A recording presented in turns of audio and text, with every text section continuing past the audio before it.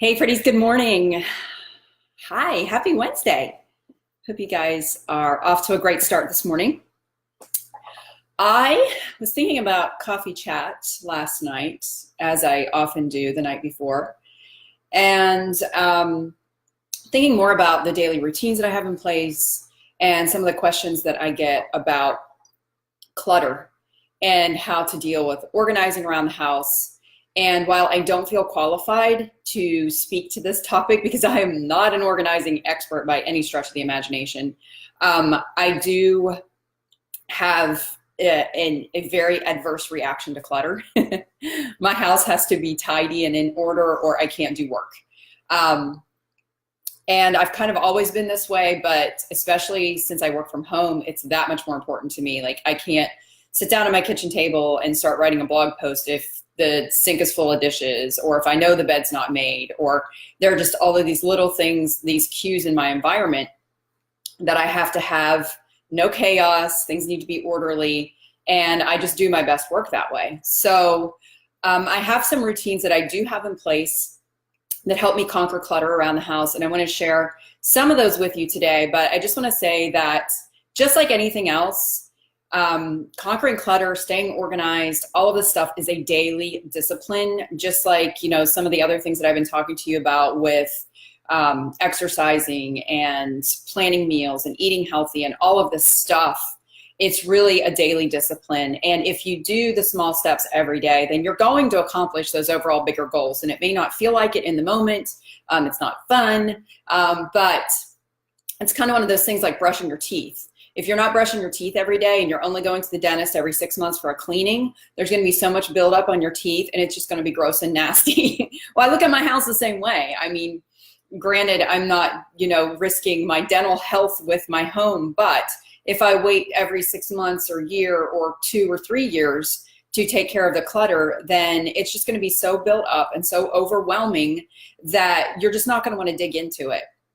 So I really think that once you do, it's not like a one and done type of deal, but once you do that initial first pass at anything like cleaning out your closet or cleaning out your attic or dumping the junk drawer out in your kitchen or your nightstand or cleaning out your makeup drawer, whatever it is, once you do that first initial clean out, everything thereafter is just a matter of maintaining. And if you have little kids at home, you may already know this, but when everything has a place, it makes cleaning up so much easier. And this is one of the things that we helped our kids with when they were little. Like we had bins and baskets for things and made putting things back where they belonged easy and second nature. So if by the end of the day, every day, and I still tell my girls this because they let their rooms get out of control and then Saturday rolls around and they have a bunch of cleaning to do. And I tell them, if you would just pick up your clothes every day and put them in the basket, or if you would just do one small action every night before you go to bed, you're not going to have this big, huge, overwhelming mess. And I do the same thing with my closet. Like if I wear something and it doesn't need washed yet, like my jeans, I usually wear at least twice so I don't wash them to death. Then I just hang them back up right on the hanger I took them off of so that they stay. Everything stays where it belongs.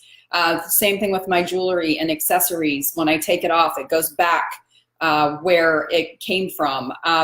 I have a makeup organizer on my vanity and all my makeup goes back in its proper cubicle. And it's just, it makes my life so much easier. These are just things that take literally seconds in a day, but make a huge difference over the course of a long period of time. So if there is something right now that's overwhelming you, don't beat yourself up over it. Start small. Start with a project that you can handle today. Like maybe it's your junk drawer. Maybe that's, your thing that you're going to start with and you can clean that out in an hour today. Then maybe tomorrow it's your pantry or your refrigerator or your closet or your coat closet or whatever you need to clean out. But just start with something small because I find that organizing is contagious. And I would say it's just me that I'm crazy, but it's not. I hear from a lot of women that say the same thing of like, oh my gosh, I cleaned out my nightstand today. And then I was like, oh, I need to clean out my underwear drawer too. And I started doing that. And then once I got that done, I wanted to tackle my makeup. So I went ahead and did that. So it really does kind of get the ball rolling. So start small, start with something really super manageable. Maybe like I keep receipts in the back of my notebook sometimes, and I just going through those and cleaning those out, or cleaning out my purse. My gosh, that's a good one. I try to clean it out on a weekly basis, but sometimes a few weeks go by and I'm just starting to collect a bunch of clutter in there. Or your wallet. You can start so small and just get that feeling of accomplishment, because that is what's going to carry you through to the next project. And even if it doesn't, oh well, you accomplished something, right? So yeah, start small and pick something today. I love to give you guys like sort of life application in each of these coffee chats, and something that you can, one small takeaway that you can take out of this. And that's going to be my challenge to you today, is to do one small thing and let me know how it goes. Check in with me in the comments section, or send me a DM. Just let me know what you decide to conquer today, because I love hearing from you guys that you took action on these coffee chats. So I'm going to go into a couple things that I do on a daily basis that help keep our house tidy and organized. And again, a lot of this just has to do with routine. In the mornings, I have my routine after I wake Ava up for school. For school, she lays in her bed for a few minutes and kind of starts getting dressed or whatever she needs to do, and I come downstairs and get dressed in my fancy workout clothes. And that's how I start my day every day. And I make my bed. That's just part of my morning routine. I know that when I walk back into my bedroom to get these clothes out, that part of that is going to be a couple of minutes of making the bed. So that's built into that routine. It's already there. It's already in place. I do this every single morning around 8 o'clock in the morning, and it does not vary. So that makes it easy for me. It signals my brain that this is the time we make the bed. As far as the kitchen is concerned, I know kitchens are the place where most of us spend most of our time in the home. I know that is true for our family. We live in the kitchen and family room. We didn't even need a whole house. We needed bedrooms, a kitchen, and a family room, because that's all the places that we spend all of our time. So I try to make sure that those are as neat and clutter-free as possible. Like to keep our counters cleaned off, keep only the essentials out on them. But two things that I do on a weekly basis are, before I go grocery shopping, I take 5 minutes, which is usually all it takes. I pull the trash can out of the hallway and over here, and I clean out our pantry and fridge. So I do a pantry purge of anything like stale cereal or anything that needs to go out of the pantry. And then I do the same thing in the refrigerator. Any leftovers, I dump them out, rinse the containers, put them in the dishwasher, get rid of anything that's expired or that we're just not going to eat. So I know that I'm not allowed to bring new groceries into this house until those two areas have been cleaned out. And it works like a charm. So we never have a refrigerator that's overflowing with leftovers and just is gross and has a bunch of stuff in there that doesn't belong in there. And then I don't do this on a weekly basis, but about every 2 months or so, I go through all of the condiments and dressings and things that are on the fridge door and throw out anything in there that's expired or we're not using for whatever reason. But this is just one simple way that I stay on top of the fridge and pantry in the kitchen. As far as other areas in the kitchen, cupboards, I try to clean and organize them at least once a year, although I don't always do that. Last year we got our kitchen completely redone and got the cupboards painted white, and it was just a really good time for me to take everything out and get rid of the dishes that we weren't using anymore and send those to donation, and reorganize the cupboards so that they made sense. Like, we were reaching for the coffee cups up on the third shelf. I'm 5'4". There's no reason for that. So make sure that when you do reorganize something, that it works for your daily life, because it's going to be that much easier for you to put things back if they're in places that make sense to you. Like, you know, pots and pans go under the stovetop, and, you know, I put the oven mitts in the drawer under our ovens. It's just like these simple things that you don't really think about, but make a huge difference when you're cooking and you need to grab an oven mitt really quickly. And I'm sure this is stuff you guys already know, but it was really helpful for me to pull everything out of the cupboards when we did redo our kitchen, and then strategically place items back in so that I knew where they were. Another big area that I hear from you guys about all the time is, how do you manage paperwork and mail? I have a system for this, and I think that anytime you can put a system in place for something, again, we're going back to routine over and over and over. My system for any paper that comes into our house is PI, process immediately. Do not put it in a stack. Don't even stuff it in a drawer. keep it out and process it immediately. So what that means is when I get the mail every day, I stand here at the kitchen island by the trash can and I separate it into 3 piles. As I open things, it either goes in a trash recycling pile, it goes in a bills pile, or it goes in a to be filed pile. I find that in this day and age of paperless, pretty much everything, you can get paperless bills, and there are paperless statements, so many things. You can really cut down on your clutter. So first and foremost, like we have Bank of America, and I can go in there and do paperless on so many things. You can do this with your bills as well if you don't want to get paper bills. But I put them in those 3 piles, and then I know where they go. I put the 1 pile in the trash or recycling. The bills go into our little bill organizer, and anything that needs to be filed either already has a file folder or I create one for it. So we don't keep a lot of things to file simply because I'm just like against paper filing at this point in my life. But the things that we do have, like business expenses and receipts and things like that, I already have a file folder created for those, and they get processed immediately. Same thing with your kids. When they bring home all the paperwork from school, go through their folder every day, go through their backpack every day, process immediately, pull all of it out. If it's artwork or something that you want to hold on to, when our kids were younger, we had a rotating gallery on the fridge, and we would display artwork. And then as it rotated out, I had a keepsakes box, and I would keep the special pieces of artwork, and they would go into the keepsakes box that we have stored upstairs.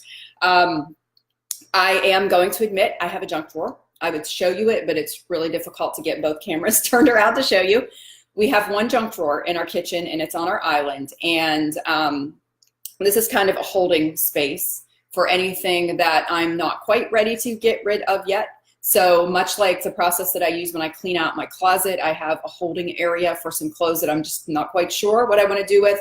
So the junk drawer is kind of like the catch-all for that. And I'm just going to tell you that 99% of the time I throw the stuff out in the junk drawer after a couple months. So I try to go through it maybe once a quarter and just clean things out of there and get rid of the stuff that we don't need in there. So it's okay to have one designated junk drawer. I think most families do. I don't think that's uncommon. But yeah, just be sure to go through it on a regular basis too. Okay, so bathroom, makeup drawers, and under the sink. I keep bins for everything, and I try to go through them every 6 months or so to get rid of stuff. Look at your makeup. If it's expired, it's got to go. If you haven't worn it, I have a makeup graveyard of things in a drawer in my bathroom, and sometimes I do pull things back out of there, so it does come in handy. And I'll use things if they're not expired. But keep bins under your sink for things. Like I have larger basket style bins for things like my hot tools, my hair dryer, my curling iron, my flat iron. And again, it has to make sense to me. And it has to be convenient. So I want things to be easy to pull out of there that I use on a daily basis. I keep things on top of the counter space that I actually use on a daily basis. I hate clutter, but I do find that it's more convenient if I keep those things out and readily available for me to use. My closet, besides the quarterly closet clean out, which I have talked about excessively, and if you've done a style challenge with me, then you have that 1-page PDF that takes you through the steps that makes it super easy to do and super manageable.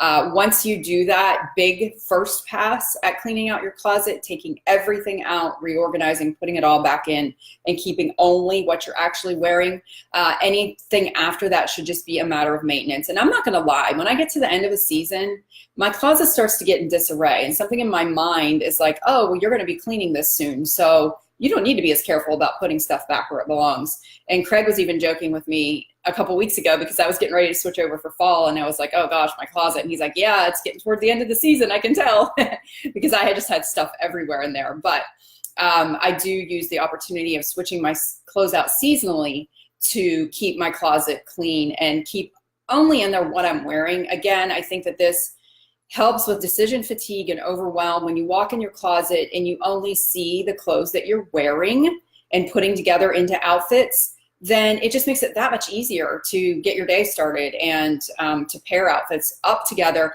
And if you've never done this exercise yet, whether you've done a style challenge with me or not, I highly recommend taking a Saturday or a Sunday afternoon or evening and pairing up some outfit ideas. Like if you work outside the home and you want office outfit ideas, pull out a pair of your dress pants and just start pairing them up.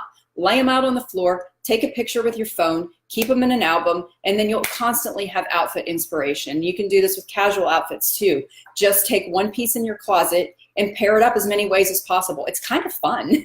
I like doing this. I do it when we go on vacations and I'm creating mini capsules. I just lay everything out and start taking pictures of it. And then I have this constant well of outfit ideas that I can scroll through quickly and easily on my phone. And it's easy on vacation too, because I'm like, I don't have to think about what I'm going to wear today. I'll just look at my phone. Oh, that's cute. Put that on.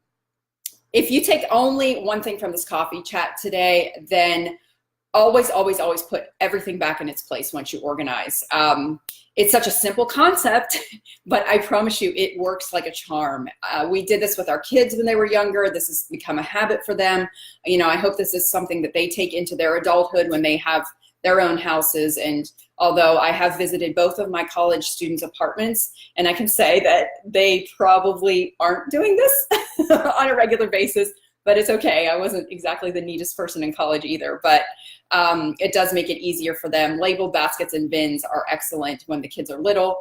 But yeah, do the first pass and then simply just put things back where they belong. It takes seconds in a day, but those seconds add up. And if you keep letting those seconds add up over the course of 6 months and you're not taking the time to do it on a daily basis, then that's when you're going to end up in trouble with something that's super overwhelming as far as clutter is concerned, and you're not going to have a space for it. So anyway, I hope you guys took something out of this video today. And again, I challenge you to find one small thing that you can do today, whether it's your wallet, your junk drawer, your nightstand, your makeup, your pantry, your fridge. It can be as small or as big as you want it to be. Just carve out the time, even if it's only 5 minutes that you have, and let me know what you cleaned out. Maybe you're sitting at work watching this right now and your desk could use a little sprucing up and organizing. Then take care of your desk. You look at your desk all day long, so make sure it's a place that makes you smile.